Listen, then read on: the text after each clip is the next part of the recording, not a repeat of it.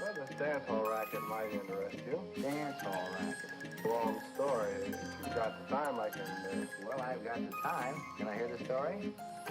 Helen, bring me in the dance hall racket.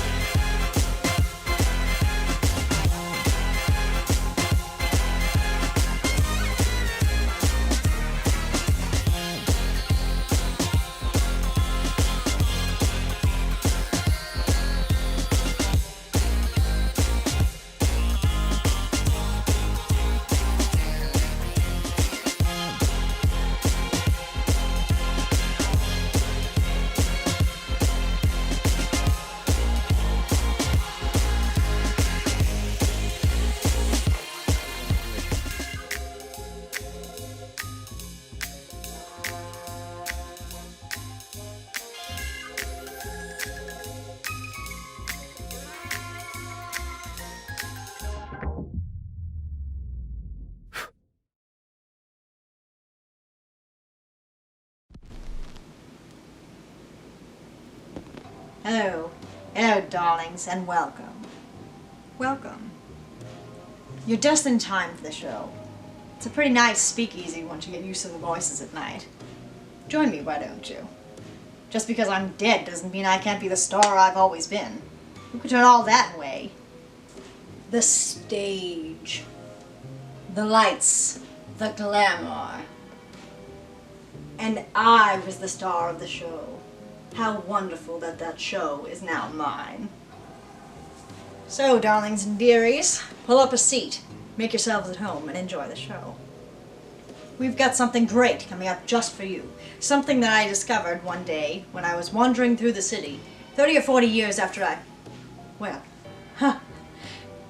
let's just say, partied much, much too hard, and didn't get back up. It's called... how appropriate. Night of the Living Dead from 1968, directed by George A. Romero. What a truly, marvelously gruesome film. First of its kind, in fact.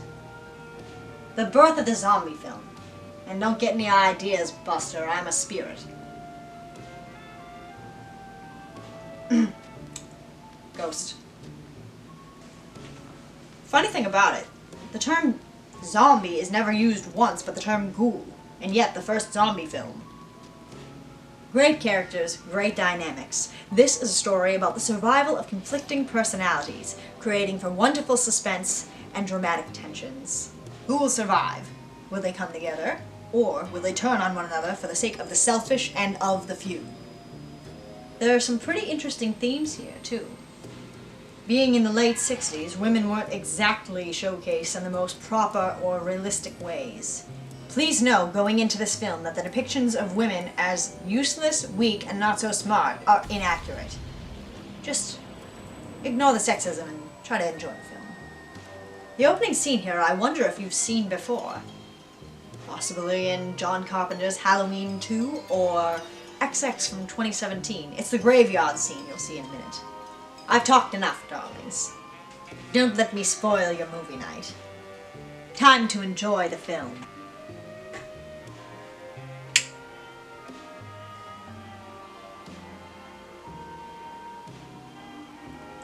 Here's George A. Romero's Night of the Living Dead.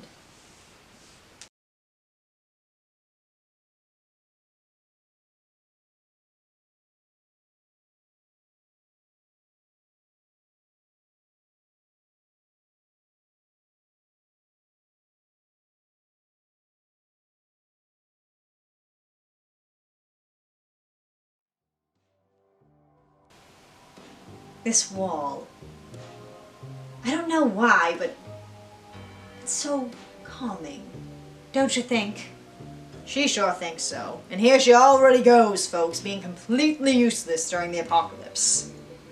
You know, the thing I can never get over, no matter how many times I watch this film, is how she does absolutely nothing to help her brother after he helps her. When she's attacked, her brother jumps right in and gets the ghoul off of her.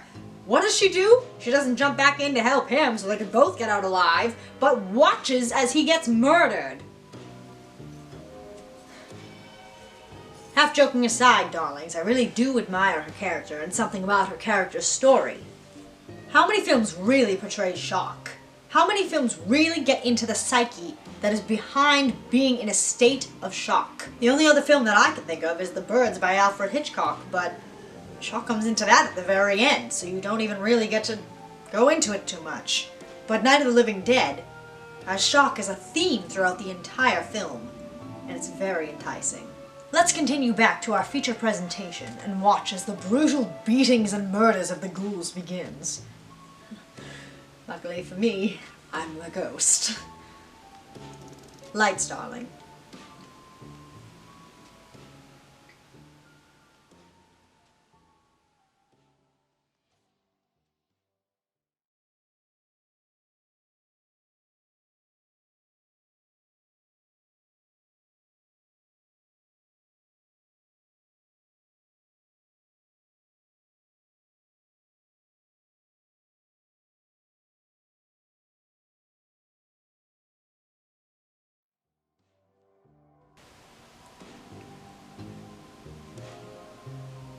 I don't know about you, but, I'd punch her too. With gloves, of course.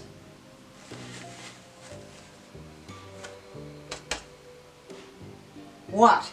You think I'd put my bare hands into an unkempt, sweaty thing like this? Actually, this scene was probably something quite controversial for the times.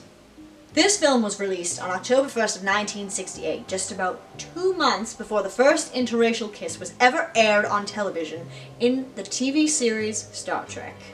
If even something so simple as a kiss was considered controversial, I wonder what people thought of not only a man punching a woman, but a black man punching a white woman. Now we look at this as anyone hopefully should.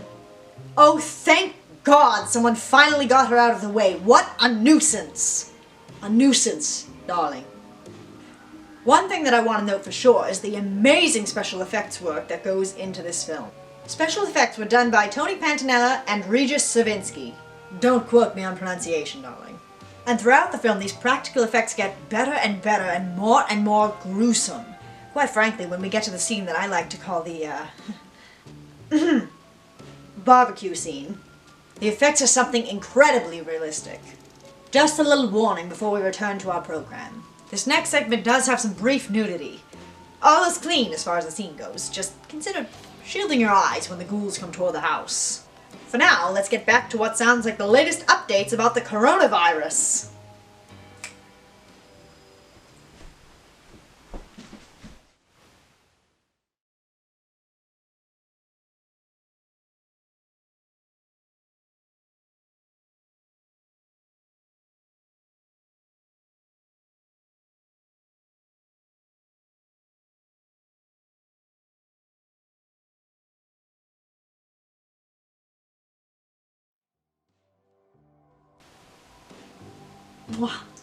Whoever wrote that line.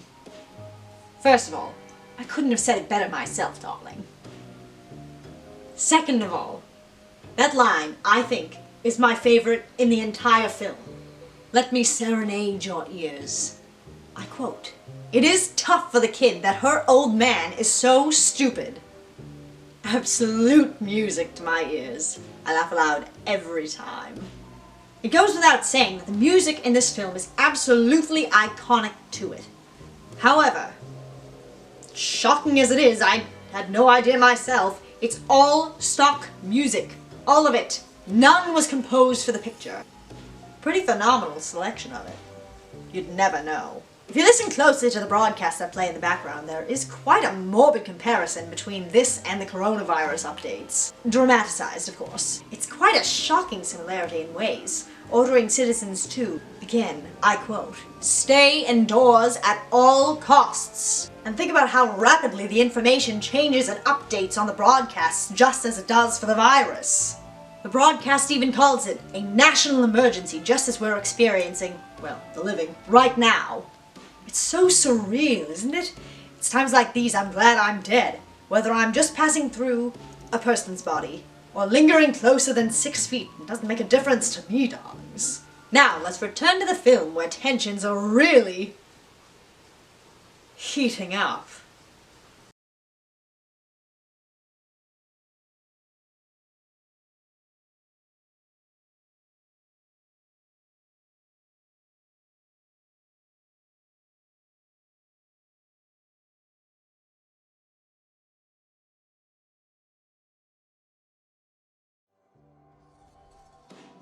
By this point in time, we've come to meet everyone, and I do believe that a great cast is worth getting some recognition.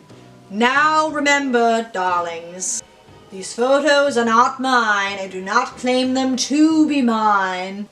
They're purely for your entertainment pleasure. All rights are to the respective owners. First listed in our cast in the film's credits is Dwayne Jones, who played Ben, our main man. He went on to be in several other movies, all horror films, within the span of the 70s and 80s, but died in '88, making him only 51 years young when he passed away, according to IMDb, from heart failure. Next up on our list is Judith O'Dea, who played They're Coming to Get You, Barbara, our woman in shock. She lived quite a longer life than her co-star and is, in fact, still alive at the age of 75. Judith went on similarly to Dwayne as far as careers go, however, and was in several more movies, all horror films. It seems she had much more of a public face for the film and was featured in a ton of interviews as well as horror conventions. Everyone's favorite jerk, Harry, is played by Carl Hardman, who died at exactly 80 years old after being in only a couple more films. Again, here's a continuing trend in only horror films. Here's a piece of interesting information. The little girl in the film that played his daughter, Kira Shawn, is really his daughter. Next up, the strong but constrained wife of Harry, Helen, is played by Marilyn Eastman, who is still alive, living a long life at the age of 86. Another member of the cast who didn't go on to be in much more, but went on to be in a couple horror films following Night of the Living Dead, including one, Santa Claus, not Claus, but Claus, like cat's claws, alongside her co-star from this film, Carl Hardman. And no, she was not his real-life wife. Our totally groovy couple, Tom, played by Keith Wayne, and Judy, played by, ironically, Judith Ridley, didn't really go on to do many other things in film. Judith Ridley went on to be in one other film, but breaks the trend, not a horror film. You know, going back to Harry and Helen, even though they're not a real-life married couple, their acting chemistry is something amazing to watch. They've got some pretty dramatic scenes together, too. Within the confines of this last little segment is where I personally see the most sexism. Between the easily missable comment about the 3 men working together to solve things, completely excluding the at least 2 very able women present. Sorry, Barbara, darling. And the very bad relationship between Harry and Helen, there's a whole lot of discouraging and undermining of women's equality here. While Judy seems to be a very passive woman who just sits and accepts what her boyfriend tells her to do, like going down to the basement to watch Harry and Helen's kid, Helen is a woman who doesn't want to take the commands from her husband. We see her make several attempts at it, but she never fully gets there. In fact, we start to see her speak up for herself, but at least once, if not more, her husband Harry holds up a hand to hit her. It truly is a blessing that we're beyond those times. Ladies, it's 2020 now. This is the rebirth of swing and women's independence. Embrace it for all it's worth. Trust me. I lived through the 1920s. It was a roaring good time while it lasted. Now for the final piece of our picture, without any further interruptions. Simply enjoy this terrifying concluding half hour. Kill the lights.